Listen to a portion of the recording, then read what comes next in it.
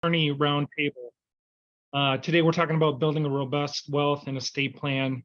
Brad, Ava, and I and our teams get a chance to work together to help serve clients with wealth planning. So many of those times we work with attorneys and certainly understand the importance of working as a team to provide service to our clients. And so excited to talk today about a framework that works for us, a comprehensive blueprint that oftentimes attorneys are a big part of. And so we're excited to work through that. I'm Chad Flanagan. I head up our business valuation group. And so I work closely with businesses and business owners as they consider their wealth plan and their estate plan. And I'm pleased today to be joined by Brad and Ava. Brad, would you introduce yourself? Sure. Thanks, Chad. And welcome, everyone. My name is Brad Kelly. I am the principal in charge of our financial services team here at Eide Bailey.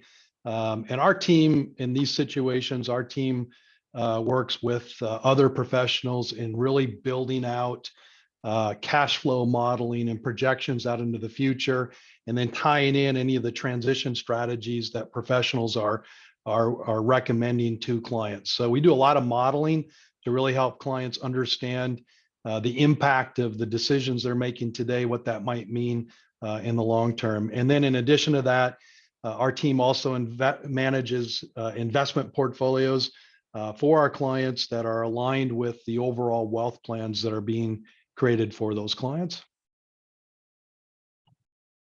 Hello, everyone. I'm Ava Archibald. I am a principal in charge of our wealth transition services. And if you're not familiar with that, we step into the plan when people are looking to transition that wealth down to the next generation, whether that be during life or at death. And our team really focuses on the compliance tax part that comes into play, like gestate, gift, generation skipping tax, split interest trusts for charitable trusts. And along with that, we do the tax planning or estate planning, should I say, from a tax perspective, looking at that, those planning steps, but always keeping in mind, what does it look like from the tax side, and what does it look like for the cash flow side? So that's how it comes very natural for the three of us to work together, working through those numbers. So let's begin today by just kind of defining what is it we're talking about with wealth planning. For us, as we think about it, it's really that blueprint, that framework, as you consider important milestones. When can I retire? If I'm a business owner, when can I exit my business? How do I leave my assets to my family in death? Very, very important things. And so we're talking about a very comprehensive framework to help our clients navigate through this. Some of the important pillars to this, we list here, there's 5 as we outline, and we're going to go through them today. I'm going to start first with, the importance of identifying client goals. I'm going to bring Brad in to talk about how do we capture, all the financial resources. For me, if it's a business owner, we're going to be involved with the business valuation, and then thinking about how do I transfer ownership of that business at the right time. And then Ava's going to talk about how to integrate estate planning with this and making sure this is all seamless and meeting clients' objectives and goals. So one of the first things we really want to do with clients is just really ask them some tough questions. And we've worked with many clients who have come in and said, hey, I'm a business owner. I'm ready to be done. I'd like to move to the beach in about 6 months. And we say, boy, I wish you would have come in about 3 years ago. We could do a little bit better planning. So we really want to just talk through that outline and we're seeing more and more often people have different times that they'd like to exit business or consider retirement. So that conversation is very important. As soon as we start to talk through that, we think about, okay, what does an exit look like if you're a business owner? There's a lot of options. We're going to talk through that. Each has very different strategies around it. And so we'll talk about, if you're giving to family, it might be tax planning. If you're selling to a third party, it's really about the price and terms. And Brad will talk about just how important it is. So much of this comes from what are the funds you need during retirement? What's your lifestyle going to look like? How do we monetize certain assets? and keep you in a safe position. So these are some of the important questions to ask right away. I really enjoy that conversation. I think Brad and Ava do too. Oftentimes we make assumptions about what might be important to a client, and it's important to ask because many times to the business owners that I talk to, I assume that top dollar and getting cash quickly and a clean exit are important. And we find out differently a lot of times that it's really maybe more the legacy. If they started that business, they want that culture to continue. Maybe they want to reward employees. Talked to one business owner that was afraid that if he sold his business, the community might be affected if they made any changes or closed down any locations. And so, really important to understand what those goals are with each client. For business owners, there's a lot more to think through. But even for those high net worth individuals or those looking to do some wealth planning, to understand their complete financial picture. And so I think any good process starts with capturing that, understanding that net worth statement. It may include a business valuation for those that do own closely or family held businesses. And for those that have retirement funds, understanding access to those and performance of those will be critical. And I invite Brad to kind of talk through wealth planning approach to make sure that that's going to meet clients' needs. All right, thanks, Chad. And Stacy, I'll go ahead and share my screen here. While I'm doing that, as I mentioned in my opening comments, Chad, will you let me know if you can see that? Yep, you got it. Okay. That's good. So as I mentioned in my opening comments, that one of the things that we do is to really help clients understand. It's kind of like a conversation I had with my daughter recently about the idea of decisions that are being made today, the results of that down the road, right? And I think that applies in so many areas, and this being one of those. Just helping clients understand decisions they're making today. What is the long-term impact of that around their wealth plan, around trying to achieve their goals and objectives? And so it's impactful to be able to represent that to clients and show, as we introduce different tactics and strategies, what that means for them. And so this is a tool that we use to really help with that I want to show you today. It is a software platform that allows us to do a variety of modeling techniques. And I'm just going to show you a little bit of it today, just to give you a sense of its capabilities and how we utilize it with clients. But I'm starting here. This is a sample client, and you can see we start with the net worth of this client today. If I click into this and just expand this, we first start with, and this is something Ava really likes to look at, is what are the schedule of assets? What are the values that the client owns, and how are they owned? And so we quickly build this out with clients as a starting point, looking at, in this case, Charles. We can see that he has some 401k assets, owns a company as well, an LLC in this case, Burke Enterprise. And you can see what we have, asset value in his name. His spouse, Catherine, you can see 401k plan, also owns an LLC that holds properties, and the value in her name, and then any jointly held assets, totaling in this case 16.8 million. So again, that is our starting point. And what we'll typically do is look at the flow of the estate upon death. And so we'll look at if both, in this case, Catherine and Charles pass in the same year. In this year, what would that look like? How would the estate flow ultimately to the heirs? And look at, in this case, any cost associated with that flow, whether it's taxes or deferred tax on qualified assets, probate costs, a variety of things that might fall into this category.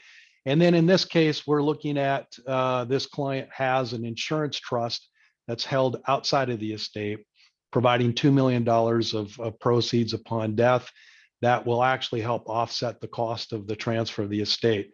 So ultimately, we can look at how does that flow, and eventually what did the heirs receive? In this case, we have 3 children receiving receiving assets equally.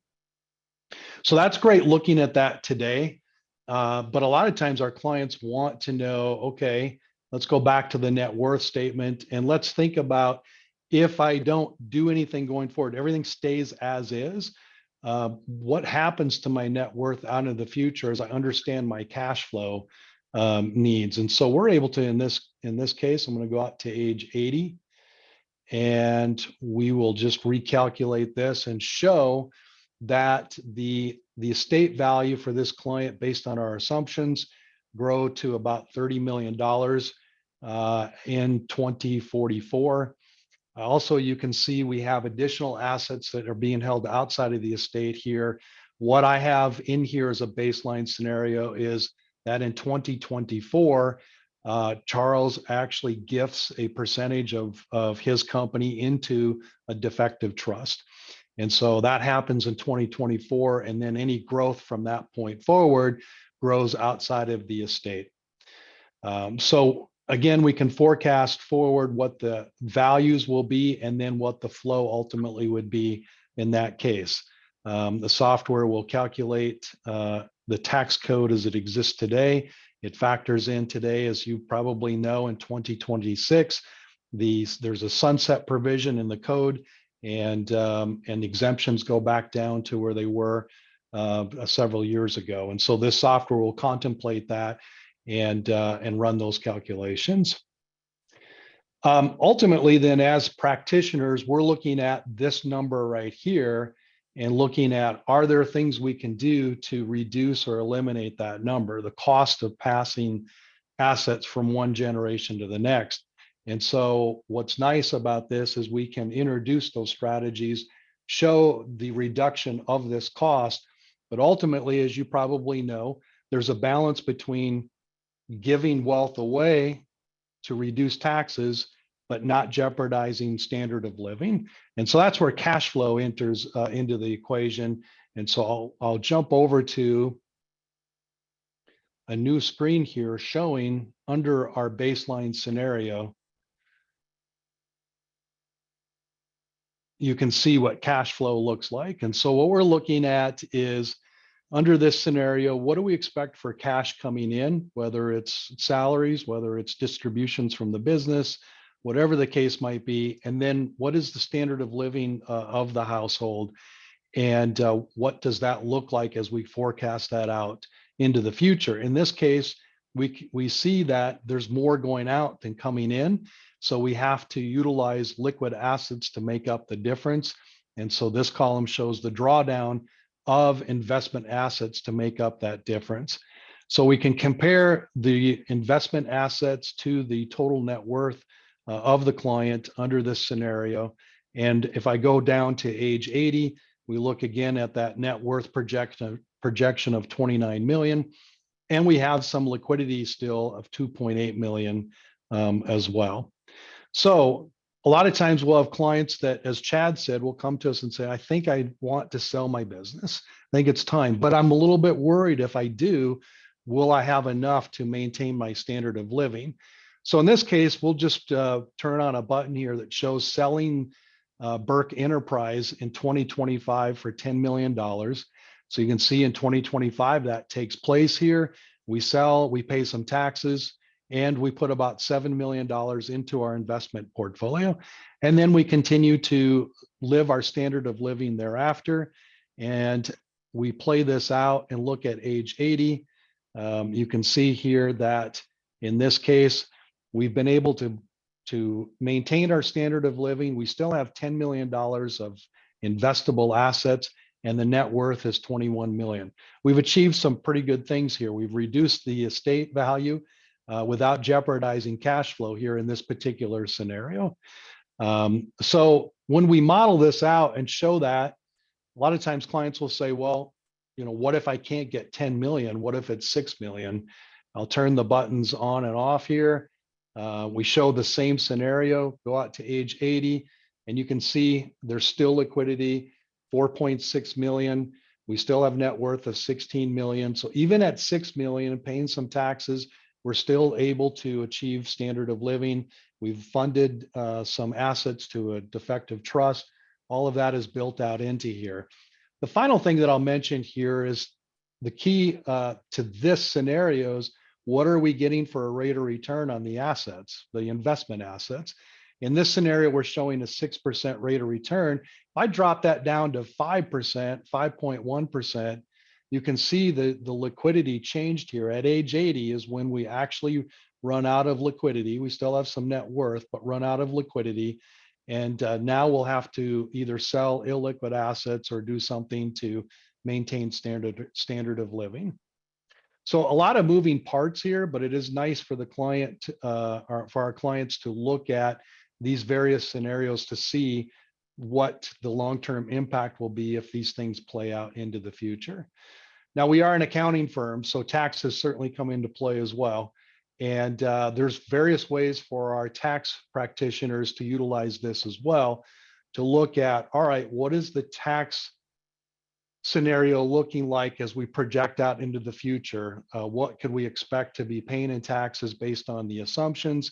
What does that mean for the effective rate, for the marginal rate?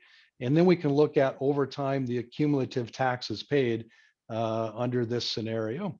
Again, if we look at, as an example, case of selling the company for $10 million in 2025, you can see that this recalculated, and what happened was we're taking the proceeds from the sale, investing in a way that's more tax efficient, and it has a reduction in the tax bills over the years by just readjusting and repositioning assets in this case. The final thing that I'll show, as I turn this off, let it recalculate. I'll jump over to one more graph showing this is our baseline scenario, showing liquid assets. Again, if we don't sell the business, when we run out of liquidity, I want to turn this button on showing the scenario where we sell the business for 10 million. You can see the liquidity bucket. If I go out to age 80, this should tie to what we looked at before. We would still have about 10.6 million in liquid assets at the age of 80. We are drawing it down based on our assumptions. But now the client can start looking at, all right, what are some other things that I can do? If I want to give gifts to my kids annually and to charity, if I turn these buttons on, you can see the software kind of wakes up there and recalculates. If I want to do other things like a country club and maybe support someone in my family, we can turn those buttons on and show the impact of that. So there's power in this, in being able to, again, kind of contemplate the recommendations that we make as wealth advisors, as CPAs, as attorneys, what that might look like today, but both into the future as well. So it's a great tool for us. We get a lot of great feedback from our clients and professionals that we work with. And with that, Chad, I'm going to actually turn it back over to you, because once we run these models, it helps you and your team really kind of dive into valuation and trying to get the most out of the business we can, knowing what the number is that we should be targeting. Yeah, thanks, Brad. And that's what we'll talk about, is just really, if you need your business to grow and value to meet your needs, how do we do that? And Brad, just to be able to see that what if analysis on several different scenarios out through, the next 40 years or something is amazing. And I know your team does a good job with that. And so, yeah, let's talk about if you've built a lot of your wealth through, ownership in a closely held business, what kinds of questions should you be asking, and how do you improve upon the value of that business? Just seeing if I can get this. There we go. So just talking about a business valuation, what we're talking about is this isn't a public company. There's no ticker. There's no actively traded market. So, getting a business valuation to understand the value on an annual basis or whatever else, whether it's formal or not, as you start to think about M&A, that other side's going to do their valuation homework. And Brad mentioned, you need to know kind of what you have to plan around that. We went through a pandemic. Closely held business values were all over the place, depending on what kind of business you were. And so planning through that is critically important. A lot of times we go through this process, it's educational. You kind of understand what moves the needle, and so you can help grow your business. Employees want to be a part of that. If we see a lot of employee incentives that are tied to ownership in stock or pseudo ownership, where they accumulate wealth if the value of the business goes up. And then, of course, with any kind of gifting, we're doing valuations, try to take advantage of valuation discounts for minority interests, and that can be helpful in the estate planning. So business valuation, sometimes seems complex, but there's only really two important parts. If you increase the cash flow and decrease risk, both have critical importance to building value. And when we think about risk and how buyers view businesses, a lot of times they're just looking at a few things. So the management team, we work with so many closely held businesses that have key person dependence on, maybe it was the founder or the owner, and you need some depth in management. You have to think about that business in the way of how will it continue when the owner is done with it. So building a good team is critically important. You want to position the business that it can run without you, that it has these operating systems and workforce in place to continue the success it's had. You want to diversify in terms of geography or your team or your products. Sometimes you can help that, sometimes it's difficult, but you can reduce risk by diversifying. We can't underestimate the importance of getting out to the plant or the business and kicking the tires. You want to make sure there's not a lot of deferred maintenance, those kind of things. There's nothing more exciting to a buyer than growth possibility. And so if you can outline that as a seller, some untapped markets, those kind of things, that will pay off. We've had some deals kind of go sideways. Maybe you have too, where they haven't been able to produce financials for the last 3 months or 6 months. And so you want to have good controls, safeguard assets, and anything you can do to reduce volatility is always helpful. And so as we start to talk to clients about what does an exit look like, there's some preconceptions about, what is it like to sell to private equity or a strategic buyer. I think, you just need to understand what's important to you. So if you are looking for top dollar, I think the way to go is looking at the markets for third parties. Maybe they're competitors of yours, maybe they're strategic buyers. A lot of times they can pay cash, they can take over operations, it's clean and it's quick. So there is a lot of benefits to that. Where a lot of our clients, what they don't like is they'll lose the culture. The name has changed and there's a different culture with the new business. And so we have a lot of clients that are interested in passing the business to either part of the management team or employees. You could do that in a formal manner with an ESOP. There's a lot of tax advantages to that. Or you can gift or sell to a family member. And so think through that, because strategy is very different. A lot of times in this case, you're not getting paid right away. You carry some risk into the future. And with family members, that's a whole other different animal where you're trying to keep the family happy, but also minimize taxes. And this is a good segue to Ava, because that becomes such an important part of the overall wealth plan, is to understand gift and estate assumptions and what happens to the business, and with proper planning that can go a lot of ways. So Ava, do you want to talk about just the importance of incorporating this into the wealth plan?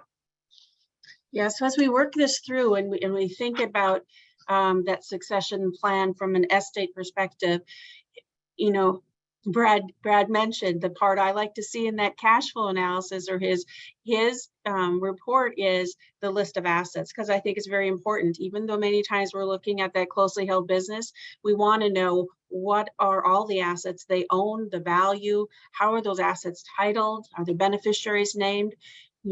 Sometimes we focus that planning to be on the business operations, but maybe there's real estate that's going to be developing and have a significant appreciated value that we maybe want to bring into the picture or take care of. The whole goal is to preserve the wealth and minimize the taxes, both during lifetime or at death. And if we have a closely held business, we want to make sure that we're looking at the business exit objectives, whether that's, you know, when one lives or one dies. We want to keep that in mind and make sure we have cash flow available to the families and the IRS. So not only maintain their cash flow, their custom manner of living, but if they do have taxes, how are they going to be able to pay for those taxes in the future? Really, it's coordinating the business succession plan, the financial plan, and the estate plan in a manner that the client can understand. The more they understand the plan, the better chances you have of having a successful plan going forward. When I think of that for our clients, I'm really thinking of it in 4 buckets: assessing what we have, educating the client of what their options are and where we are today in society, illustrating that however we can most easily illustrate it for them, and more importantly, to make sure they can implement the plan. Because if they can't carry out the plan or they don't understand it, that's where we have a problem. So we want to develop a plan that's understood by our clients and something that provides them that same customer manner of living when they put the plan in place. A successful plan to me is a client who we develop a wealth plan for them, and when they walk out the door, they may have done some great succession planning for their family, but they don't feel any different when they walk out the door. They still are living their same lifestyle as they would before they put the plan in place.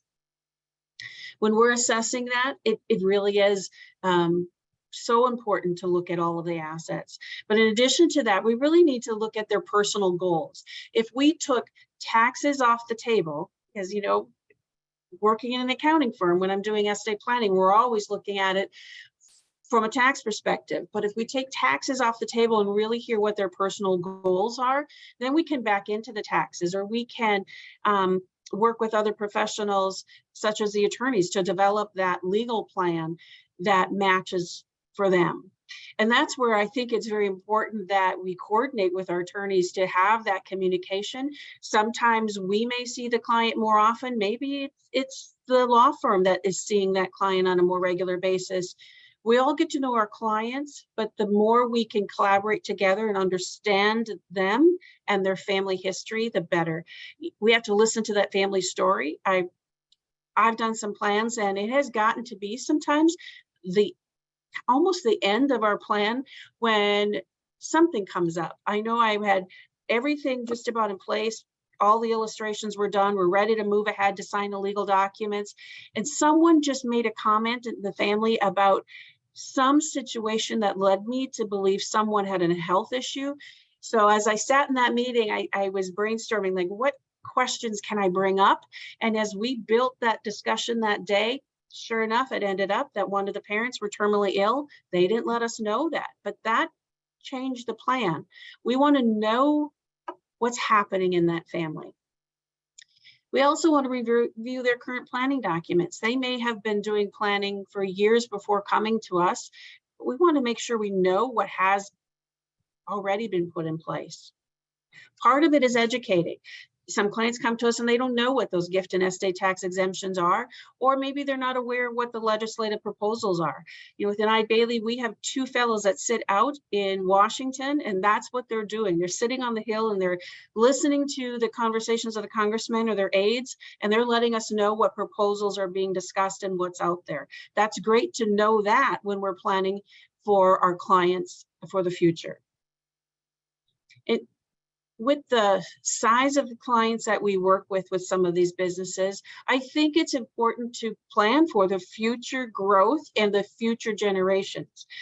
Generation skipping tax 20 years ago in my practice was maybe not as prevalent as it is today. I think as advisors, we're all becoming more aware of the importance of that. And I think the IRS is even getting a better handle on how that GST really plays out.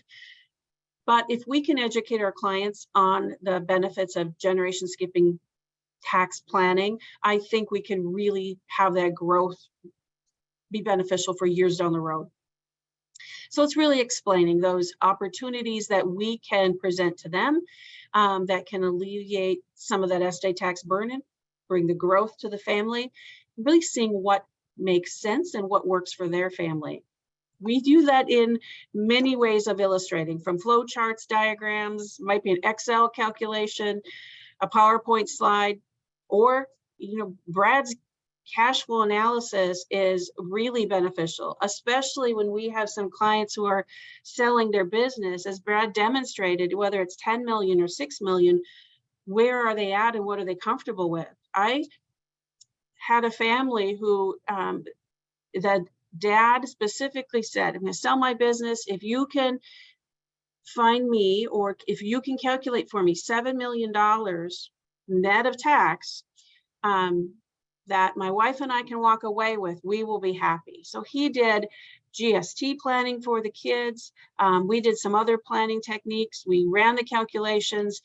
After tax was going to be 7 million. And I had introduced him to Brad. Brad went out to visit with him. We really wanted him to get a Wealth One plan put together. He just didn't think that was necessary. He was too busy running his business. Well, sure enough, 2 days before the sale happened, he was ready to stop that sale because he had anxiety, like, is 7 million enough?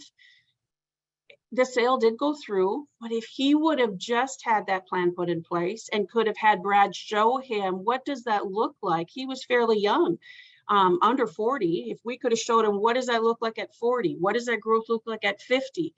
He would have alleviated some of that anxiety. So it's so beneficial if we can get our clients to really look at a holistic picture. Implementation, I don't know if you've have looked at a recent case called the Smaldino case. It came out, I think, November of 21. It's really a good example of how, as professionals, we really need to look at that implementation. In that case, it was a husband that transferred assets to his wife, and then she turned around and gifted. I always think of implementation, or I've always thought in the past, it's making sure the family understands how it should be implemented. But that was a good example of how the professionals need to work together. So in the tax return, mom only owned it for a few days. The tax return didn't reference mom as the owner. That was an issue to the IRS.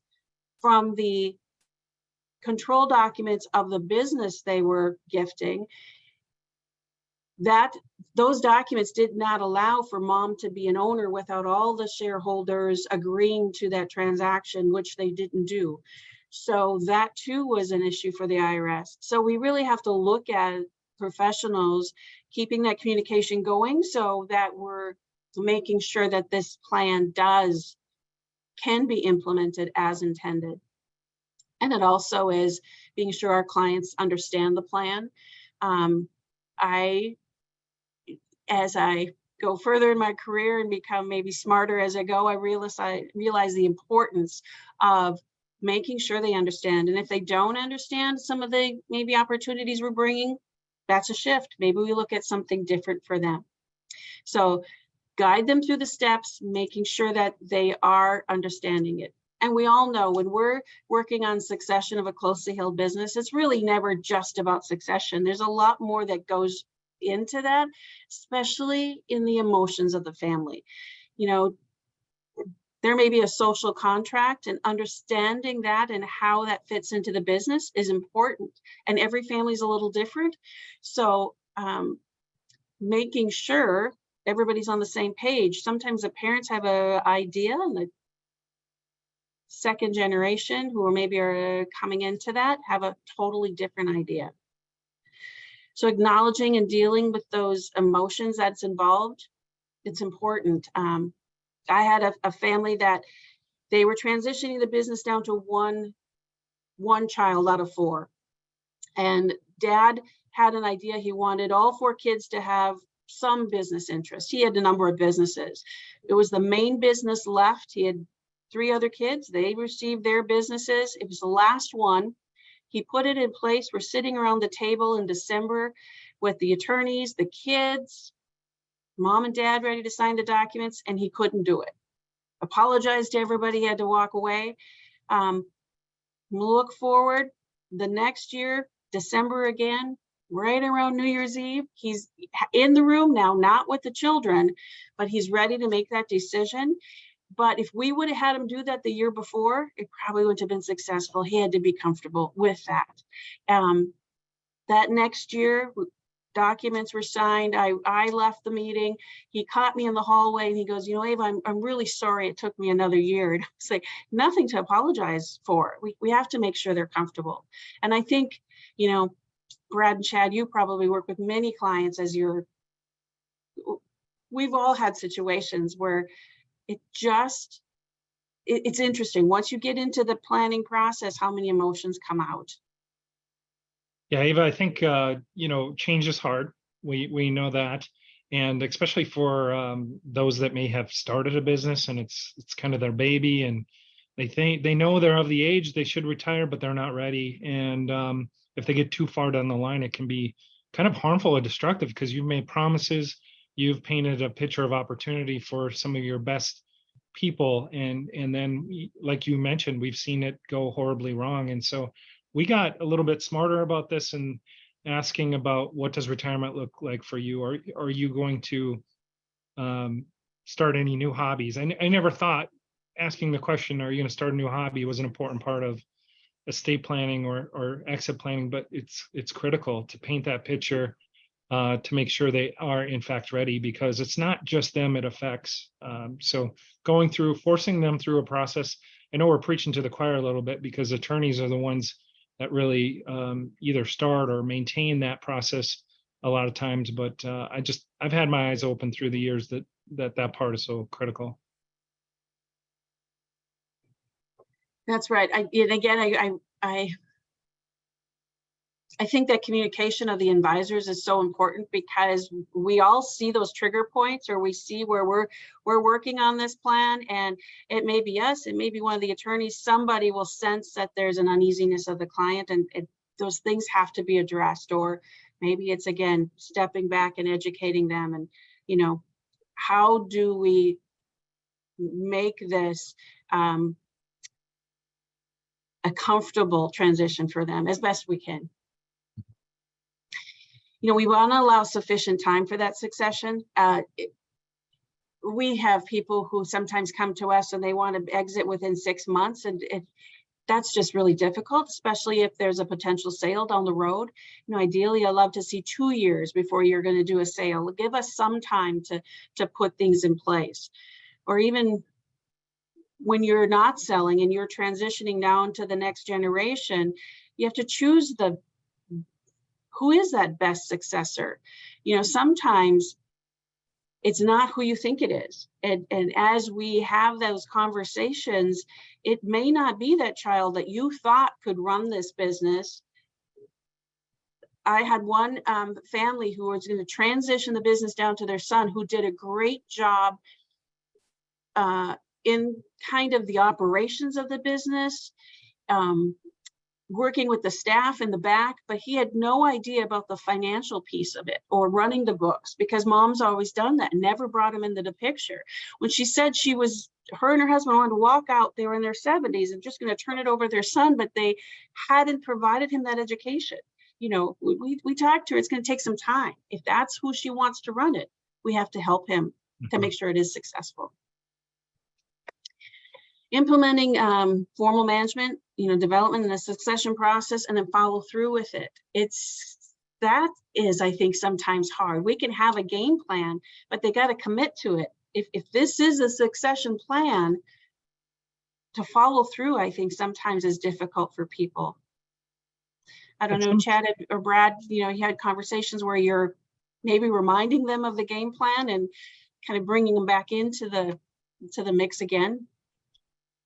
Yeah, I think it's so important for them to have an outside party sometimes help them with this, right? It keeps them on track. It asks the tough questions, tries to make them accountable. I'm sure the attorneys on this call have filled that role from time to time. And I think that I'm always surprised by how much, you know, in the case of a family succession plan, that family members will open up to you as a trusted advisor and talk to you about their concerns and what they're looking for out of this succession plan. And you can't make everybody happy, but people really appreciate the opportunity to talk to somebody about it. And I know there are closely held clients that would say, I'm the seller, I'm the owner, let me run this process. But they just wouldn't get the same input a third party would. Yeah, and I'll just add to that. I mean, you guys have covered everything, but I think that, sometimes I think we're drawn to finding the best tax result or, whatever the case might be. But that might not be the objective of the client. So sometimes maybe, hey, maybe we're going to pay a little more in taxes, but ultimately it gets the client to move forward and ultimately achieve their objectives.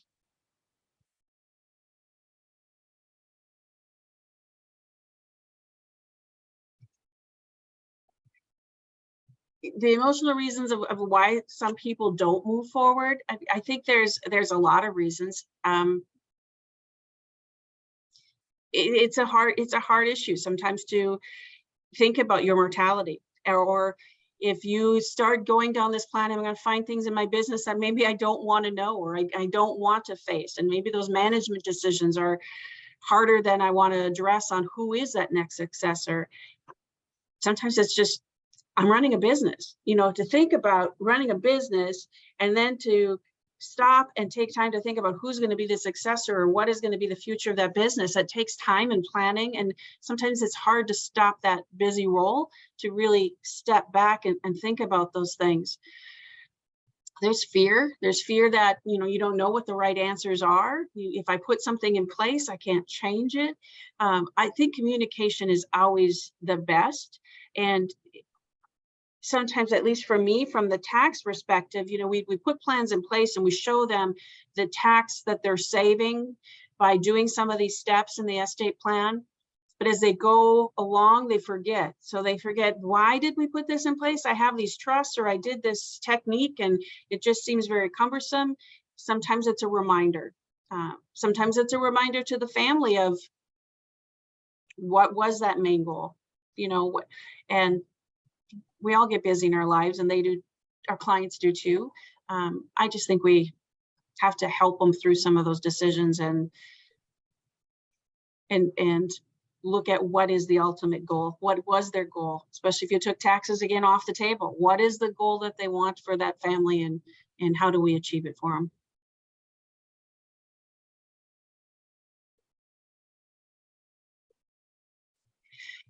If you look at planning, and Chad, you're going to have to remind me, where did we pull this information from? It was Family Business Institute.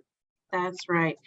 And I think it's very fitting. So if you are planning for a business and you have 10 plus years in your succession plan, 85% are still looked upon to be in business in 15 years.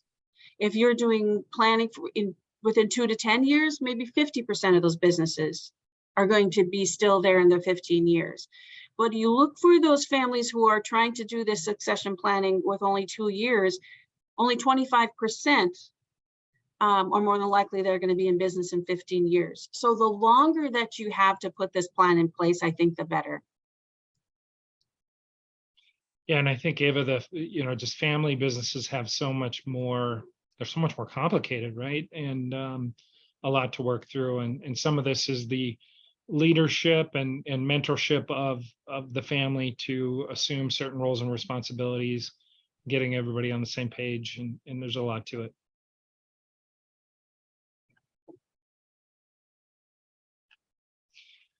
Oops, so. Yeah, just some parting thoughts. In a lot of ways for this presentation, we are preaching to the choir. We are all on the same team serving clients, and as well as we do, but it's a good reminder. I mean, this is a long, comprehensive process. It's not a document that goes in the drawer. It's one that you have to revisit consistently. I know clients can use our help in those situations, and it's, you just can't start it too soon. I think you probably are used to this too. You beat that drum and you remind them how important it is, but you kind of have to stay on them to start and continue the process. And everybody's a little bit different. They're unique, and I think that's why we appreciate the business relationship with attorneys, and they have a different perspective than we do at times. And just because of the overall comprehensive nature of this project, it's important that we're all on the same page.